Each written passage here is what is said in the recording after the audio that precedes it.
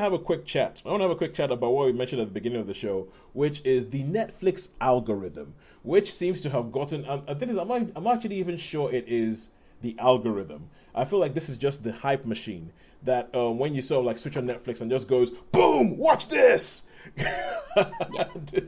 And I feel like that we all got caught out by this week, which was Damsel, because I know Holly, you mentioned that you were going to watch Damsel, and I'd heard about it, and I thought, okay, and then I was up last night, but not feeling that well, and I just thought, you know what, that sounds like it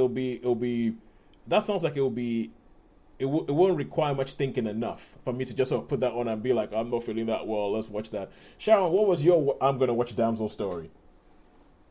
I think they're similar. I turned on Netflix and there was two things that went like, you want to watch this and you want to watch this. One was The Gentleman, the Guy Yep. Ritchie thing, and the other one was Damsel. And then they couldn't be more dissimilar, really. The target audience or compared to what I've watched in the past, they're not like the most obvious things you'd say, oh, well, you've watched this sort of, Danish noir film. Yeah. You're going to want to watch this young adult thing about a dragon.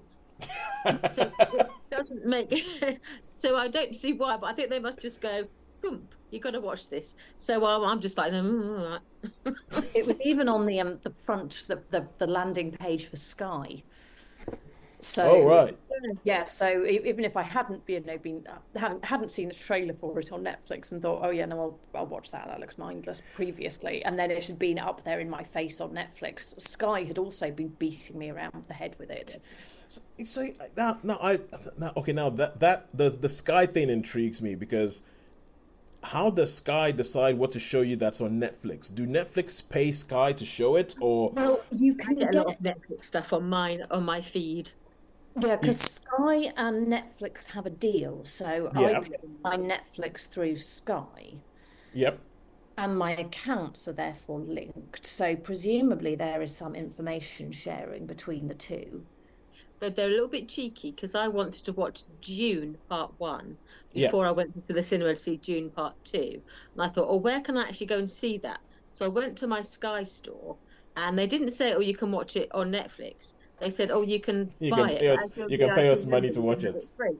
So I actually got it free through my Sky store, unaware that it was actually available on Netflix. And I thought, you're a bit cheeky there because I might have bought it not knowing that it was now available on Netflix. So I thought, you're a little bit cheeky there. Yeah, that's why Yeah. I recommend Just Watch. I use Just Watch to figure out where you can watch stuff before paying it for it. Ever since I paid for Miss Juneteenth, without realizing I already had it for free. But but okay, so that's what. So I okay. Obviously, Millie Bobby Brown, who stars in Damsel, is one of Netflix's biggest stars because she's the main thing in Stranger Things, which is one of Netflix's biggest shows. So that might have something to do with it. It's a bit like how they have a deal with Adam Sandler. So every time but I don't think that they push Adam Sandler things as much as they did with this. The fact that they pushed it so effectively that all three of us decided to watch it. I mean, I just find that interesting, and I do not know what it means. And it is unusual because whilst we will often end up watching the same things, the fact that in the week that something has come out, that we have all watched it over the space of 3 days. Yeah, 3 days, yeah.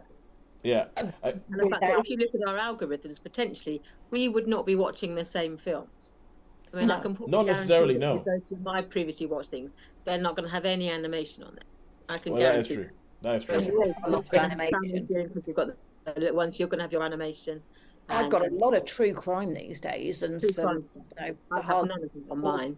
So So and weird fantasy nonsense as well. So you and I both have The Witcher.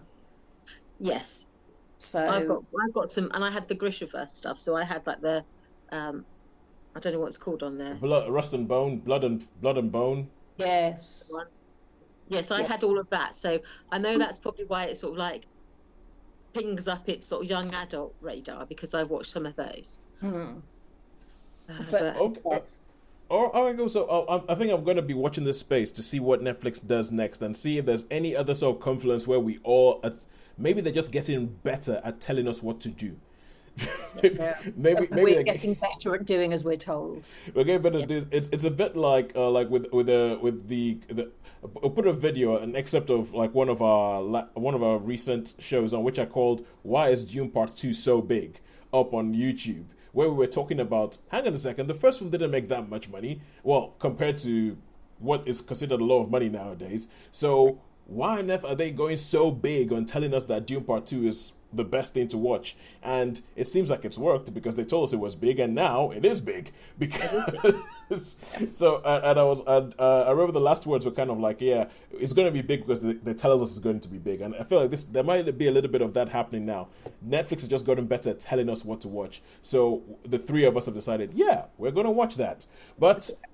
Enough about thinking about our overlords and them controlling our minds and our eyeballs and everything like that. Let's talk about the actual film Damsel. So let's talk about the actual film Damsel.